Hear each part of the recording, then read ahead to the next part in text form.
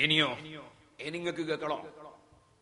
വേറൊരു മൂപ്പര് പറയുന്നു ഇതൊക്കെ വളരെ ഗൗരവമുള്ള വിഷയമാണ്, പടച്ചോനെ പേടിക്കണോ? ഇപ്പോൾ ഒരു ലോകമുണ്ട് എന്ന് നിങ്ങൾ മനസ്സിലാക്കണം. അവിടെയാണ് നമ്മളെ പ്രശ്നം. ഈ കോഴിക്കോട്ടെ പ്ലാറ്റ്ഫോമിൽ വെച്ച് ചേകനൂരിനെ കണ്ടപ്പോ അസമൂര്യര് ചോദിച്ചു ഉത്തരേ, അല്ല ചേകനൂര്, നിങ്ങൾ വാക്കിയാത്ത് പഠിച്ച ആളല്ലേ, നമ്മൾ നേരത്തെ പലവട്ടം കണ്ട ആളല്ലേ, ഇപ്പോൾ വാദപ്രതിവാദമല്ല, ഞാൻ സ്വകാര്യമായിട്ട് നിങ്ങളോടൊന്ന് ചോദിക്കട്ടെ, 5 വക്കത്ത് നിസ്കാരം എന്ന് പറഞ്ഞത് 3 വക്കത്താക്കിയ പടച്ചോനെ പേടിക്കണ്ടേ? അള്ളാന്റെ കോടതി ഇല്ലേ? നിങ്ങൾക്ക് അള്ളാന്റെ കോടതിയെ പേടിയില്ലേ? അപ്പൊ മെല്ലെ ചെവി ഇങ്ങനെ പിടിച്ചിട്ട് അസമൂല്യരോട് ചേകനൂര് പറഞ്ഞു ഉത്തരേ, അസമൂല്യരെ അള്ളാന്നൊരു ചിന്തപ്പന്റെ മനസ്സില്ല. അതാണ് ശരി, അവിടെയാണ് വിഷയം, അവിടെയാണ് വിഷയം. അതാ വിഷയം. വിഷയം അള്ളാന്റെ ഹബീബിനെ പറ്റി കളവ് പറഞ്ഞാൽ ഇത് വളരെ ഗൗരവല്ലേ? പറയാ, വിളിച്ചപ്പോ പറയാ, അത് ഞങ്ങൾക്ക് ബോധ്യപ്പെട്ടിട്ടുണ്ട്, നിങ്ങൾക്ക് ബോധ്യപ്പെടേണ്ട ആവശ്യമില്ല. അതെന്താ അർത്ഥം? എന്ത് വാക്കാണത്? തനി വ്യാജമാണെന്ന് ബോധ്യപ്പെട്ട മനസ്സിലായില്ലേ? അപ്പറഞ്ഞ് തനി വ്യാജാന്ന് ഞാൻ ആദ്യം ബോധ്യപ്പെടുത്തിയിട്ടുണ്ടല്ലോ. നിങ്ങൾ വന്നോ കണ്ടോ ചെലവ് ഞങ്ങൾ തരാന്നല്ലേ പറഞ്ഞേ? എന്നിട്ട് തനി വ്യാജാന്നല്ലേ ഇപ്പൊ പറയുന്നത്? പറഞ്ഞു. ഇനി ഒന്നും കൂടി ചോദിക്കട്ടെ, നിങ്ങൾക്ക് ബോധ്യപ്പെടെങ്ങനെ? ഉറങ്ങുന്നവനെ പോയി വിളിച്ചുണർത്താം. ഉറങ്ങും പോലെ കിടക്കുന്നവനെ എങ്ങനെ ഉണർത്താൻ കഴിയും? ഉറങ്ങുന്നവനെയല്ലേ ഉണർത്താൻ കഴിയൂ? ഉറക്കം നടിക്കുന്നവനെ ഉണർത്താൻ കഴിയോ? നിങ്ങൾ അവിടെ വായിച്ച സനത് വായിക്കാൻ അറിയില്ല, അർത്ഥം പറയാൻ അറിയില്ല, പോകട്ടെ ഒരു കിതാബ് കിട്ടിയപ്പോ ഇതാരാ എഴുതിയെന്ന് നോക്കാൻ അറിയില്ല. നിങ്ങൾക്ക് ഞങ്ങൾ എങ്ങനെ ബോധ്യപ്പെടുത്തും? ബോധ്യപ്പെടുത്താൻ എന്തെങ്കിലും തിരിയണ്ടേ? ഇനിയോ? ഇനി അടുത്തത് EK ഉസ്താദിന്റെ പേരിൽ ഈ മൗലവി ഒരു സംഗതി പറയുന്നുണ്ട്. ഈ മൗലവില്ല, നേരെ മുമ്പ് കേട്ട പോലെ. അത് എത്രത്തോളം ശരിയാണ് എന്നത് വളരെ ആലോചിക്കേണ്ട ഒരു സംഗതിയാണ്.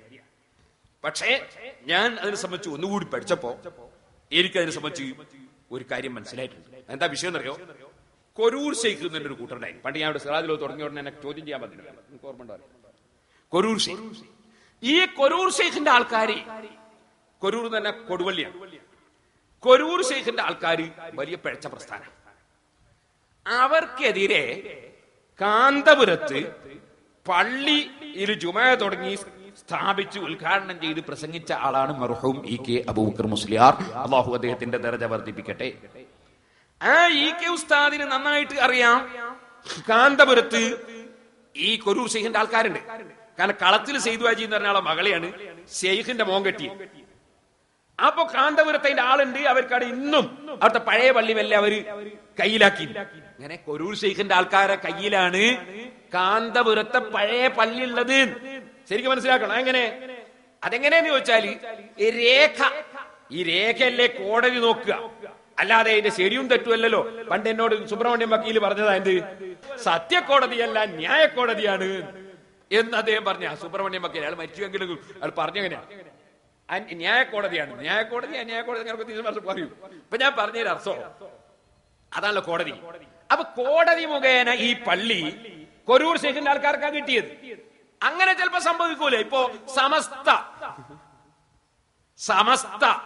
കോടതി മുഖേന ചിലപ്പോ ചില ആളുകൾക്ക് അതിന്റെ രേഖയൊക്കെ കിട്ടിക്കൂടാന്നോ, അല്ലെങ്കിൽ കിട്ടിന്നൊക്കെ വരാം. പക്ഷെ സമസ്ത എന്ന് പറയുന്നത് എന്താ? അതൊരാശയമാണ്, ഒരാദർശമാണ്, അതിനുവേണ്ടിയുള്ള കൂട്ടായ്മയാണ്. അതെവിടെയുള്ളതെന്ന് മനുഷ്യന്മാർക്കൊക്കെ മനസ്സിലാകുന്നുണ്ടല്ലോ. ഇരിക്കട്ടെ സുഹൃത്തുക്കൾ, അപ്പൊ കോടതിയിൽ നിന്ന് കിട്ടിയത് കൊണ്ട് കൊരൂർ ഷെയ്ഖിന്റെ ആൾക്കാർ ശരിയായ ആളൊന്നും ആവൂല, അത് വേറെ വിഷയം. അപ്പൊ പഴയ പള്ളി കൊരൂർ ഷെയ്ഖിന്റെ ആൾക്കാർ കയ്യിലാക്കി. അങ്ങനെ കയ്യിലാക്കിയപ്പോ അവിടെ ഒരു പുതിയ ജുമയും ഒരു പള്ളിയൊക്കെ തുടങ്ങണ്ടേ? അതിന് EK ഉസ്താദ് പോയി ജുമാ തുടങ്ങി. അങ്ങനെ കൊരൂർ ഷെയ്ഖിന്റെ ആൾക്കാരെ സെറുള്ളത് കൊണ്ട് അതിനെ ശരിക്കും നെഞ്ഞൂക്കൂടെ നേരിട്ട പണ്ഡിതനാണ് EK മുസ്ലിയാർ. ഈ EK മുസ്ലിയാർക്ക് അറിയാം അവിടെ കാന്തപുരത്ത് കൊരൂർ ഷെയ്ഖിന്റെ പല ആൾക്കാരുണ്ട്. അപ്പൊ മൂപ്പരെന്ത് ചെയ്തു? ഏതോ ഒരു സ്ഥലത്ത് പറഞ്ഞ് കാന്തപുരത്തും ഇനി ഒരു ബാബച്ചി വരുന്നു. ഇത് ഇവരെന്ത് ചെയ്യുന്ന അറിയോ? ലമീർ കാന്തപുരസ്ഥാനിലേക്ക് മടക്കി. ഇവർക്ക് അങ്ങനെയാണല്ലോ, എന്ത് വടക്ക് ലമീർ ഉണ്ടെങ്കിലും അങ്ങോട്ടല്ലേ മടക്കുക. അതൊന്ന് കേട്ടോളി. വിശദീകരിച്ചുകൊണ്ട് ശൈഖുന പറഞ്ഞു, എടാ അതൊരു കോരൂർ ബാബിച്ച്, ഇവിടെ ഇനി ഒരു കാന്തപുരം ബാബിച്ചി വരും എന്ന്. ഇവിടെ ഇങ്ങനെ ഒരു കാന്തപുരം ബാബിച്ചി വരികയാണ്. സംശയിക്കുന്നു. മഹാന്മാരായ മുറബ്ബിയായ മശായിഖന്മാർ ഖാജ മുഈനുദ്ദീൻ ചിശ്തി അജ്മീരി ഖദ്ദസല്ലാഹു സിർറഹുൽ അസീസിനെ പോലെയുള്ള തരീഖത്തിന്റെ മശായിഖന്മാർ നൂരിശ തെർബിയത്തിനെ വാദിച്ചത് കൊണ്ടാണ് നമ്മൾ എതിർത്തത്. നൂരിശ തെർബിയത്തിനെ വാദിച്ചു. ഞാൻ മുറബ്ബിയായ ശൈഖാണെന്ന് പറഞ്ഞു. അതാ എതിർക്കാനുള്ള കാരണം. ഇത് ഈ മുറബ്ബിയായ മരിച്ചുപോയ മശായിഖന്മാരുടെ കൂട്ടത്തിൽ മുശാവറയിൽ ഷൂറയിൽ മെമ്പറായിട്ട് രാത്രി പോകത്തക്ക രീതിയിലുള്ള സംവിധാനം ഇയാൾക്ക് ഉണ്ടെങ്കിൽ അത് മിസ്റ്റർ AP തുറന്നു പറയണം. ഞങ്ങൾക്ക് തീരുമാനം വേറെ ഉണ്ടാക്കാണ്ട്, ഇതല്ലാത്ത തീരുമാനം ഉണ്ടാക്കാണ്ട്. സംഘടനാപരമായ അഭിപ്രായ വ്യത്യാസമല്ല അപ്പം ഉണ്ടാകുക. അപ്പം ഞങ്ങൾക്ക് തീരുമാനം വേറെ ഉണ്ട്. നിങ്ങളുടെ കൂട്ടത്തിൽ കുറെ നല്ല മനുഷ്യന്മാരുണ്ടെന്ന് ഞങ്ങൾ വിശ്വസിക്കുന്നുണ്ട്. അവരെ രക്ഷിക്കണം, അതിന്റെ ബാധ്യത ഞങ്ങൾക്കുണ്ട്. അതുകൊണ്ട് അത് തുറന്നു പറയാൻ ഈ കണ്ട സ്വപ്നങ്ങളും ഈ കണ്ട് കാണപ്പെട്ട കാര്യങ്ങളും ഒക്കെ, ആ സ്വപ്നങ്ങളൊക്കെ നിങ്ങൾ അംഗീകരിക്കുന്നുവെങ്കിൽ ഞാനും അംഗീകരിക്കുന്നു എന്ന് പറയണം. അങ്ങനെയാണ്. മിർസ ഗുലാം അഹമ്മദ് ഖാദിയാനി ആദ്യം നബിയാണെന്നും ബാധിച്ചിട്ടില്ല. ആദ്യം ചെറുങ്ങനെ തുടങ്ങുകയാണ്. പിന്നെ അണികളൊക്കെ പറഞ്ഞു ഞങ്ങൾ സ്വപ്നം കണ്ടുക്കണു, നിങ്ങൾ വലിയ ആളാന്ന് സ്വപ്നം കണ്ടുക്കണു തന്നെ. അപ്പൊ പിന്നെ കുറച്ചൊന്ന് പൊങ്ങിയതിന് ശേഷം പിന്നെ അപ്പോഴും അയാൾ ഖത്മുൻ നുബുവത്ത് അംഗീകരിച്ചിരുന്നു എന്നാ ചരിത്രം. ഖത്മുൻ നുബുവത്ത് അംഗീകരിച്ച കാസിമി അങ്ങനെയുള്ള കാര്യം കാസിമിക്കാ കൂടുതൽ അറിയാം. ഖത്മുൻ നുബുവത്ത് അംഗീകരിച്ചിരുന്നു എന്നതാണ് സത്യം. പിന്നീട് എല്ലാരും കൂടി പറഞ്ഞു അല്ല നിങ്ങൾ അത് തന്നെയാണ്. അപ്പൊ ആ സമയത്ത് മൂപ്പർക്കാണ് തോന്നിയതാ എന്നാ പിന്നെ അങ്ങനെ ആയിട്ടാലെന്താ. മനസ്സിലായില്ലേ? കാന്തപുര ഉസ്താദിനെ മിസ്റ്റർ എന്ന് വിളിച്ചിട്ട് മൂപ്പരൊന്ന് ജോറായതാ. എന്താ പറഞ്ഞത്? EK ഉസ്താദിന്റെ പേരിൽ പച്ചക്കള്ളം. അല്ലെങ്കിൽ EK ഉസ്താദ് അന്ന് കാന്തപുരത്തുള്ള കുറു ശൈഖിന്റെ ആൾക്കാരെ പറ്റി പറഞ്ഞു. അല്ലാതെ EK ഉസ്താദിന്റെ കീഴിൽ ജോയിന്റ് സെക്രട്ടറി ആയി സമസ്തയിൽ എത്രയോ കാലം പ്രവർത്തിച്ച EK ഉസ്താദ് കോഴിക്കോട് റെയിൽവേ സ്റ്റേഷനിൽ പോയിട്ട് സ്വീകരിച്ചു കൊണ്ടുവന്ന അങ്ങനത്തെ ഒരു ഭാഗ്യം കിട്ടിയ പണ്ഡിതനുണ്ടെങ്കിൽ അത് കാന്തപുര ഉസ്താദ് മാത്രമേ ഉള്ളൂ. നിഷേധിക്കാൻ കഴിയോ?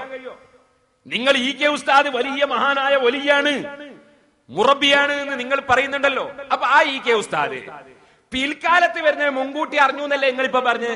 പിന്നീട് ഒരു കാന്തപുരം അപ്പോ പിൽക്കാലത്തിൽ അറിയുന്ന മേലാൽ വരുന്ന വിഷയം പറഞ്ഞു അവർ. അങ്ങനത്തെ മഖാമിലുള്ള EK ഉസ്താദ് കാന്തപുരം ഉസ്താദിനെ റെയിൽവേ സ്റ്റേഷനിൽ പോയിട്ട് സ്വീകരിച്ചു കൊണ്ടുവരുമോ? കൊണ്ടുവന്ന് എല്ലാവരും കണ്ടല്ലേ? അപ്പോ മേലാൽ വരുന്ന വിഷയം പറഞ്ഞോവർ എന്ന മഖാമിലാണെന്ന് നിങ്ങൾ പറയുന്ന EK ഉസ്താദ് കാന്തപുരം ഉസ്താദിനെ സംബന്ധിച്ച് ഇങ്ങനെ പറയുന്നു ഞാൻ വിശ്വസിക്കുന്നില്ല. കാരണം നിങ്ങളെ കഥ നമ്മൾ ഇതുവരെ കണ്ടതല്ലേ. വിശ്വസിക്കണേ പറ്റാത്തവനെ വിശ്വസിക്കാൻ പറ്റും. ഇങ്ങനെ ഞാൻ പറയാണ് സുഹൃത്തുക്കളെ. എന്നിട്ട് ഉസ്താദിന്റെ സൗണ്ട് ഒന്ന് എടുത്തു നോക്കി മൂപ്പര്. ആദ്യം ദുനിയാവിൽ ഒരാൾക്ക് കയ്യൂലട്ടോ. എന്നിട്ട് പാവം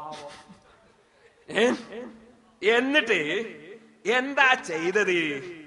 മൂപ്പാരി മേലാൽ വരുന്ന വിഷയം പറഞ്ഞവർ EK മേലാൽ വരുന്ന വിഷയം പറഞ്ഞു. അത് വലിയ മഹാന്മാർക്ക് ഉണ്ടാകുന്ന ഒരു പവറാ. അപ്പൊ EK ഉസ്താദ് ഒരു തെർബിയത്തിന്റെ ശൈഖിന്റെ മഖാമിലേക്ക് മേലാൽ വരുന്ന വിഷയം പറഞ്ഞവർ എന്ന മഖാമിലേക്ക് ഉയർത്തിക്കൊണ്ട് ഇയാൾ സംസാരിച്ചു. AP ഉസ്താദിനെ മിസ്റ്റർ എന്ന് വിളിച്ചിട്ടുണ്ടായ സംഭവം പറയും. എന്താ എന്ത് ചെയ്തു? ഞമ്മക്കൊരു സർട്ടിഫിക്കറ്റ്, നമ്മളെ കൂട്ടത്തിൽ ധാരാളം നല്ല മനുഷ്യന്മാരുണ്ട്. നിങ്ങളെ സർട്ടിഫിക്കറ്റ് ഇല്ലെങ്കിലും നല്ലവര് തന്നെ. ഞാൻ പറയട്ടെ, നല്ലവർ ഏത് കൂട്ടത്തിലുണ്ടാകാം, അല്ലാത്തവർ അല്ലാഹു തആല എല്ലാവരെയും നന്നാക്കട്ടെ, നിങ്ങളെയും അല്ലാഹു നന്നാക്കട്ടെ. ആരും അങ്ങനെ സർട്ടിഫിക്കറ്റ് ഒന്നും ആർക്കും ആവശ്യമില്ല. അതേ സമയത്ത് നിങ്ങൾ ശരിക്കും മനസ്സിലാക്കണം ഞാൻ പറയുന്ന വിഷയം. ആയൂട്ടാൻ എന്താന്നങ്ങ് തോന്നിയല്ലോ. മൂപ്പര് വരെ തെർബിയത്തിന്റെ മഖാമിലേക്ക് വന്നാല് നമുക്ക് വേറെ തീരുമാനം എടുക്കാനുണ്ട്. തീരുമാനം എടുക്കേണ്ട ഹോജ. ഇനി ഒന്നും കൂടി പറയാം. എന്താ തീരുമാനം എടുക്കുമ്പോ ശ്രദ്ധിച്ച് തീരുമാനിച്ചു. പണ്ടെടുത്ത പോലെ പോണ്ട. കാരണം ശംസിയ തരീഖത്തുകാർ കാഫിറാണ് നിങ്ങൾ ഫത്വ കൊടുത്ത്. നിങ്ങളെ സമസ്ത കുറെ കൊല്ലം കഴിഞ്ഞപ്പോ സമസ്ത ഫത്വ പിൻവലിച്ചിരിക്കുന്നു എന്ന് പേപ്പറിൽ ഒരു കൂട്ടരുകൾ കാഫിറാക്കി. എന്നിട്ടത് പിൻവലിച്ചു. ഇങ്ങനത്തെ ഒരു ഗതികേട് സമസ്തക്കില്ലട്ടോ, ശരിയായ സമസ്തക്ക് ഇല്ലില്ല. അങ്ങനെ ഇന്ന് വരെ പിൻവലിച്ചിട്ടില്ല നിങ്ങളല്ലാതെ. പിന്നെയോ ഖാദിയാനി അല്ലേ? ഖാദിയാനി കൊടിയത്തൂരിൽ എന്തേന്ന് മുബാഹല. ആ മുബാഹലക്ക് നിങ്ങൾ അനുവദിച്ചില്ലേ? നിങ്ങൾ അനുകൂലിച്ചില്ലേ? നിങ്ങൾ അതിന് കൂട്ടു നിന്നില്ലേ? എന്നിട്ട് 6 മാസം അള്ളാഹ് അവധി കൊടുത്തു. അള്ളാഹ് അവധി എന്തിന്? സത്യവസത്യത്തിന്റെ ഇടക്ക് അസത്യത്തിന്റെ ആൾക്കാരെ ശിക്ഷിക്കാനും നശിപ്പിക്കാനും അള്ളാഹ് 6 മാസം അവധി കൊടുത്തു. നിങ്ങള് എന്റെ സീഡ് ഒന്ന് കേട്ടോക്ക്. ഈക്കയുടെ വിധിയും സമസ്തയുടെ ഗതിയും അതിൽ പറഞ്ഞിട്ടുണ്ട്, ഞാൻ വായിച്ചിട്ടുണ്ട്. എന്നിട്ടോ 6 മാസം കഴിഞ്ഞിട്ട് ഒരു കാദിയാനിക്കൊന്നും പറ്റിയില്ല, അല്ലാത്തവർക്കും പറ്റിയില്ല. അന്ന് തന്നെ താജുൽ ഉലമ പറഞ്ഞു, ഖമറുൽ ഉലമ പറഞ്ഞു, ഈ മുബാഹലയുമായി ഞങ്ങൾക്ക് മുസ്ലിങ്ങൾക്ക് ബന്ധമില്ല. നിങ്ങൾ എന്ത് ചെയ്തു? മുജാഹിദ് ജമാഅത്തിന്റെ കൂടെ കൂടിയിട്ട് അതിൽ പങ്കെടുത്തു. അതിന്റെ ആൾക്കാർ 6 മാസം കഴിഞ്ഞിട്ട് ഒരൊറ്റ കാദിയാനിക്കൊന്നും പറ്റിയില്ല, ഇപ്പുറത്തുള്ളവർക്കും പറ്റിയില്ല. ദേശാഭിമാനിയില് യുക്തിവാദി ലേഖനം എഴുതി, പടച്ചോൻ ജീവിച്ചിരിപ്പില്ല, ദൈവം അനങ്ങിയില്ല എന്ന ഹെഡിങ്. ഇത് ഈ സമുദായത്തിന് സംഭാവന ചെയ്തവരല്ലേ നിങ്ങൾ? എന്നിട്ട് നിങ്ങൾ ഞങ്ങളെ ഖാദിയാനിയും പിഴച്ചവരുമാക്കി ചിത്രീകരിക്കാനല്ലേ ഈ പ്രസംഗം നടത്തിയത്? വേദനയോടെ ചോദിക്കട്ടെ, തീർന്നില്ല. ഇനി ഞാൻ വായിക്കാൻ പോകുന്നത് കേട്ടോളി. തീരുമാനം എടുക്കുമ്പോൾ ഒന്നായിട്ട് എടുക്കാലോ. ആത്മീയ വിഹായുസിലെ സൂര്യ തേജസ്. ഈ കെ ഉസ്താദിനെ പറ്റിയാ വായിക്കുന്നത്. ഈ കെ ഉസ്താദിനെ ആദരിക്കുന്ന ആളാണ് ഞാൻ. പക്ഷേ ഇതിൽ പറയുന്നത് നിങ്ങളൊന്ന് കേട്ടോ. ഒരു അറിയപ്പെട്ട പണ്ഡിതൻ മുറബ്ബിയായ ശൈഖിനെ പറ്റി അറിയിപ്പ് കിട്ടണമെന്ന ലക്ഷ്യത്തോടുകൂടി അജ്മീറിൽ കുറെ നാൾ താമസിച്ചു. ഒരു സ്ഥലത്തിന്റെ ഫോട്ടോ കാണിച്ചു കൊടുത്തുകൊണ്ട് നീ ആ സ്ഥലത്ത് താമസിക്കുകയും ഈ കെ അബൂബക്കർ മുസ്ലിയാരുടെ അടുത്ത് ചെന്ന് ദുആ ചെയ്യിക്കുകയും വേണം എന്ന് അജ്മീറിൽ നിന്ന് സ്വപ്ന ദർശനമുണ്ടായി. ഉടനെ അദ്ദേഹം വെള്ളിമാട് കുന്നിൽ പോയി ശൈഖുനെ കണ്ടു, ദുആ ചെയ്യാൻ ആവശ്യപ്പെടുകയും ശൈഖുന ദുആ ചെയ്യുകയും ചെയ്തു. ഈ സംഭവം ശൈഖുന എന്നോട് വിവരിച്ചുകൊണ്ട് ഇങ്ങനെ പറഞ്ഞു. ശരിക്കും മനസ്സിലാക്കണേ, ഇവര് അവിടെ എന്താ ചെയ്തത്? എ പി ഉസ്താദിനെ വിഷയത്തിൽ സ്വപ്നം കണ്ട ചില സംഭവങ്ങൾ ഒരു അഹ്സനി പറഞ്ഞ സീഡിയുടെ ക്ലിപ്പ് കേൾപ്പിച്ചിട്ടാണ് ഇവരവിടെ കുറെ വേണ്ടാത്തത് പറഞ്ഞത്. ഞാൻ പറയാ, എ പി ഉസ്താദ് ഇങ്ങനെയൊക്കെയാണ് ഞാൻ എന്ന് പറഞ്ഞോ? എ പി ഉസ്താദ് പറയിച്ചതാണോ? എ പി ഉസ്താദ് പറഞ്ഞോ? ആരോ ഒരാള് എവിടെയോ സ്വപ്നം കണ്ടെന്ന് എവിടുന്നോ പറഞ്ഞതിന് എ പി ഉസ്താദ് ഉത്തരവാദിയാവോ? ഉണ്ടായാലും ഇല്ലെങ്കിലും ഞാൻ രണ്ടു കൂട്ടിയിട്ടാ പറഞ്ഞു. എന്നാൽ സുഹൃത്തുക്കളെ, ഇവിടെ അങ്ങനല്ല. ഇവിടെ ഈ കെ ഉസ്താദ് തന്നെയാ പറയാൻ പോകുന്നത്. ശരിക്ക് കേട്ടോ. ഈ സംഭവം ശൈഖുന എന്നോട് വിവരിച്ചുകൊണ്ട് ഇങ്ങനെ പറഞ്ഞു. അയാൾ എന്റെ അടുത്ത് വന്ന് ദുആ ചെയ്യിപ്പിച്ചു. പക്ഷേ ഞാൻ അജ്മീറിൽ സിയാറത്ത് ചെയ്തിട്ട് കുറെ കാലമായി. അതൊന്ന് ഓർമ്മിപ്പിക്കാൻ വേണ്ടി ആയിരിക്കണം നിങ്ങളെ ഖാജാ തങ്ങൾ ഇങ്ങോട്ട് പറഞ്ഞയച്ചത് എന്ന് പറഞ്ഞുകൊണ്ട് ഞാനത് മറച്ചു വെച്ചു. ഈക്കെ പറയാം, യഥാർത്ഥത്തിൽ അദ്ദേഹത്തിനെ ഇങ്ങോട്ട് പറഞ്ഞയച്ചത് ഇടയ്ക്ക് ഇവിടെ വന്ന് ശുബ്ഹകൾ തീർക്കാൻ വേണ്ടിയായിരുന്നു. അപ്പൊ ദുആ ചെയ്യിപ്പിക്കാന്ന് പറഞ്ഞതിന്റെ അർത്ഥം മനസ്സിലുള്ള ശുബ്ഹകൾ തീർക്കുന്ന തർബിയത്ത്, ആ തർബിയത്തിന് വേണ്ടിയാണ് അയച്ചത് എന്നാണ് ഈക്ക പറഞ്ഞതായിട്ട് ഇവിടെ പറയുന്നത്. ഇങ്ങനെ പല വലിയ ഔലിയാക്കളും പല ആലിമുകളെയും ശൈഖുനയുടെ അടുത്ത് പറഞ്ഞയച്ചതായി വിവരങ്ങൾ എന്റെ അടുത്തുണ്ട്. വളവണ്ണ അബൂബക്കർ ദാരിമി, മുദരിസ് ദാറുസ്സലാം അറബി കോളേജ് നന്ദി, ആത്മീയ വിഹായുസിലെ സൂര്യ തേജസ് ശൈഖുന ശംസുൽ ഉലമാ, അതിന്റെ പേജ് 111. ഇപ്പൊ ഇനി ഞാൻ ചോദിക്കട്ടെ, അപ്പൊ ഈ കെ ഉസ്താദിന്റെ അടുക്കല് ശുബ്ഹ തീർക്കാൻ വേണ്ടി അജ്മീർ എന്ന് പറഞ്ഞേക്കാണ്. അജ്മീറിൽ ശൈഖിനെ സ്വപ്നം കണ്ടിട്ട് അതാ സൂറയിൽ കാന്തപുരം ഉസ്താദ് ഉണ്ട് എന്ന് പറഞ്ഞതിനെയാ നിങ്ങൾ ചോദ്യം ചെയ്തത്. അത് പറഞ്ഞത് കാന്തപുരം ഉസ്താദ് അല്ല, മറ്റൊരാള് സ്വപ്നം കണ്ട കഥ അദ്ദേഹം പറഞ്ഞതാണ്, മറ്റൊരാൾ ഉദ്ധരിച്ചതാണ്.